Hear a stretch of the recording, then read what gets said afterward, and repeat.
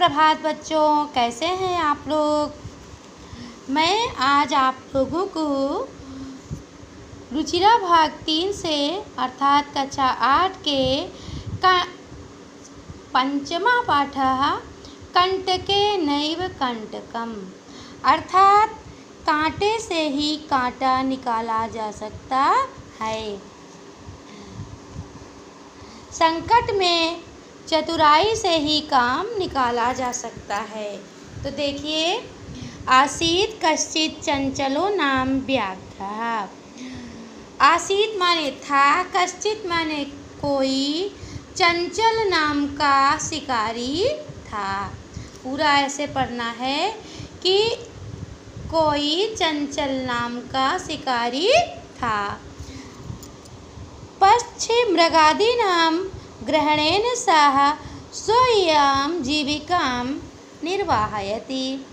पक्षी और मृग आदि के ग्रहण से अर्थात पक्षियों और मृगों को मारकर वह अपनी जीविका चलाता था। एकदा सः वने जालं विस्तीर्य गृहम् आगतवान्। एकदा एक बार वह वन में जालम विस्तीर्य जाल को फैलाकर गृहम् आगतवान घर आ गया। अन्य अस्मिन् दिवसे और दूसरे दिन वह प्रातः काले यदा चंचलः वनं गतवान्। जब प्रातः काल चंचल वन में गया, तदा सः दृष्ट्वा उसने देखा यत्तेन विस्तारितेन जाले उसके द्वारा फैलाए गए जाल में दौर्भाग्यात् एकः व्याघ्रः बधा आसीत्।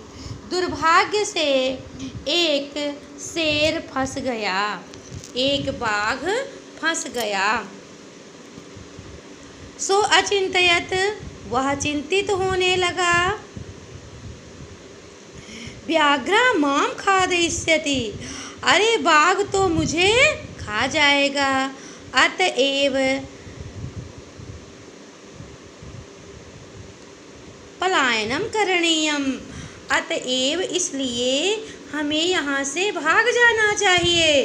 व्याघ्रः निवेदयत्, शेर निवेदन करने लगा। भो मानवा कल्याणं भवतु, हे मनुष्य आपका कल्याण हो। ते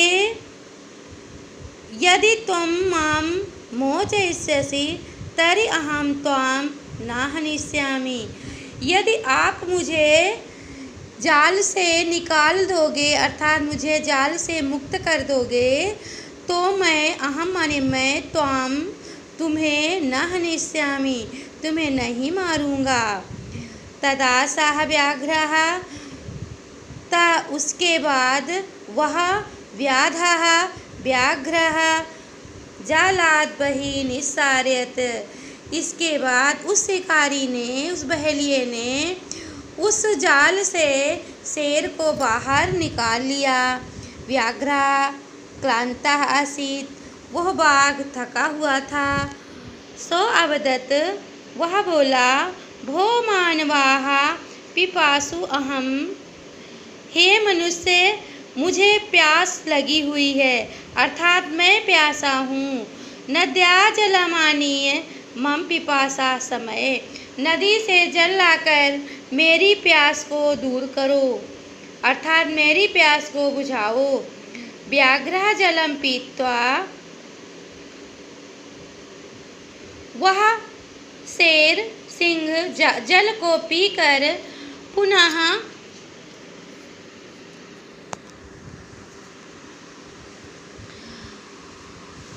अवदत्, पुनः बोला, समय में पिपासा, प्यास तो मेरी मिट गई है। सम्प्रति बुभुक्षितो अस्मि, अब मुझे भूख लगी है अर्थात अब मैं भूखा हूँ। इदानीम अहम त्वां खादयिष्यामि, इसलिए मैं तुम्हें ही खाऊंगा। चंचलः उक्तवान्, चंचल बोला, अहम त्वयि कृते धर्मम् आचरितवान्, मैंने तुम्हारे लिए धर्म किया, अर्थात मैंने तुम्हें इस जाल से छुड़ाया है, तो या मिथ्या भणितम, तुम झूठ बोलते थे। त्वं माम खादितुम इच्छसि, तुम मुझे खाना चाहते हो, खाने की इच्छा करते हो। व्याघ्र अवदत्, वह शेर बोला, अरे मूर्ख, हे मूर्ख, क्षुधार्ताय किमपि अकार्यम न भवति। भूखे के लिए कोई अकार्य नहीं होता, अर्थात भूख में कोई कुछ अधर्म नहीं होता। सर्वः स्वार्थाय समीहते, सभी लोग स्वार्थ में ही जीते हैं, अर्थात सबको स्वार्थ, अपना ही स्वार्थ देखते हैं। चंचलः नदी जलम अपृच्छत, उस चंचल ने नदी जल से पूछा। नदी जलम अवदत्, नदी जल बोला, एवमेव भवति, ऐसा ही होता है। जनाः मयि स्नानं कुर्वन्ति, लोग मेरे जल में स्नान करते हैं। वस्त्राणि प्रक्षालयन्ति, और वस्त्रों को धोते हैं। तथा च मलमूत्रादिकं विसृज्य, और यहीं पर मलमूत्र आदि छोड़ करके वापस हो जाते हैं। वस्तुतः सर्वः स्वार्थाय समीहते, वस्तुतः सभी स्वार्थ के लिए होते हैं, अर्थात सभी स्वार्थी होते हैं।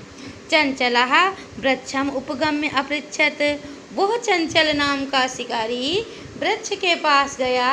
अपृच्छत माने पूछा। वृक्षः अवदत्, वृक्ष भी बोला, मानवाः, अरे मनुष्य, अस्माकं छाया विरमन्ति, मनुष्य मेरी छाया में विश्राम करते हैं। अस्माकं फलानि खादन्ति, और मेरे फलों को खाते हैं, हमारे फलों को खाते हैं।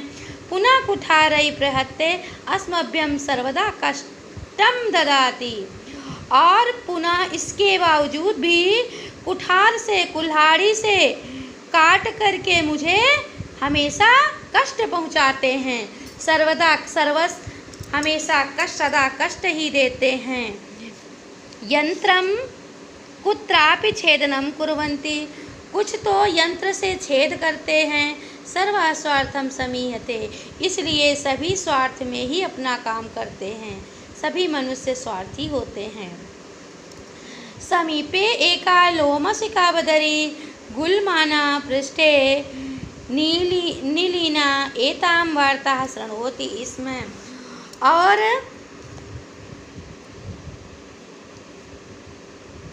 कुछ ही पास में ही एक लोमड़ी बेर के पेड़ में छुपी हुई इस वार्ता को सुन रही थी, सबकी बातों को सुन रही थी। सा सहसा चंचलम उपसृत, वह जल्दी से अचानक से चंचल के पास आ करके कहती है, का वार्ता, कौन सी वार्ता है? ममपि विज्ञापय, मुझे भी बताओ। सह अवदत्, वह बोला, अहा मातृस्वसः, अरे मौसी, अवसरे त्वं समागतवती, बड़े ही उचित समय में आप आई हो। मया अस्य प्राणाः रक्षिताः, मेरे द्वारा इस बाघ के प्राणों की रक्षा की गई। परम एषः ममेव खादितुम् इच्छसि, लेकिन यह मुझे खाना चाहता है। तदंतरम सा लोमासिकायै निखिलां कथां निवेदयत्, इसके बाद उसने लोमड़ी से संपूर्ण कथा कह दी। लोमशिका चंचलम अकथयत, लोमड़ी ने चंचल से कहा, बाढ़म त्वं जालम प्रसार्य, तुम अपने जाल को फैलाओ।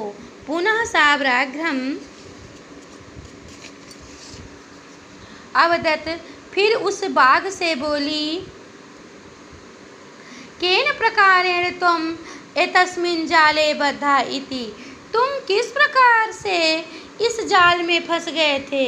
इति अहम प्रत्यक्षम द्रष्टुम इच्छामि, ऐसा मैं प्रत्यक्ष देखना चाहती हूँ।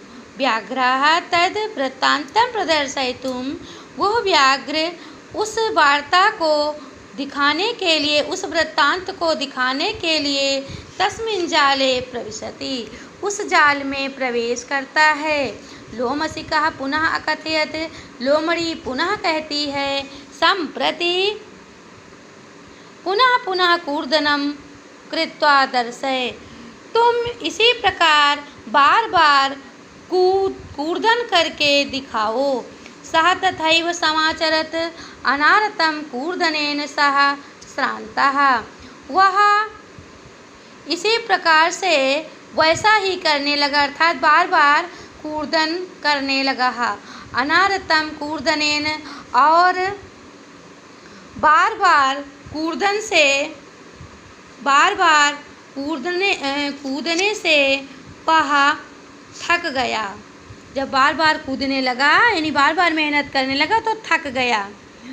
तो जाले बद्धा सह व्याघ्रः क्लान्तः, जाल में फंसकर वह व्याघ्र दुखी हुआ। सन्निस्सहायो भूत्वा, वह निसहाय होकर तत्र अपतत, वहीं पर गिर गया। प्राण भिक्षामिव च अयाचत, और प्राणों की भिक्षा मांगने लगा। लोमशिखाम व्याघ्रमवदत्, लोमड़ी ने उस बाघ से, उस शेर से कहा, सत्यम त्वया भणितम, निश्चय ही तुम झूठे हो। सत्यम त्वया भणितम, निश्चय ही तुम झूठे हो।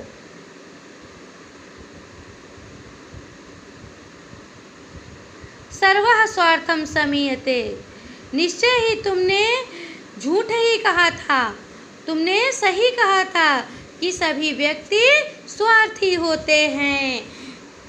कैसा लगा आपको? धन्यवाद। अब आप लोग इसके मीनिंग याद कर लें, अर्थात शब्दार्थों को पढ़ लें, तो आप लोगों को अनुवाद करने में बड़ी ही सरलता हो जाएगी।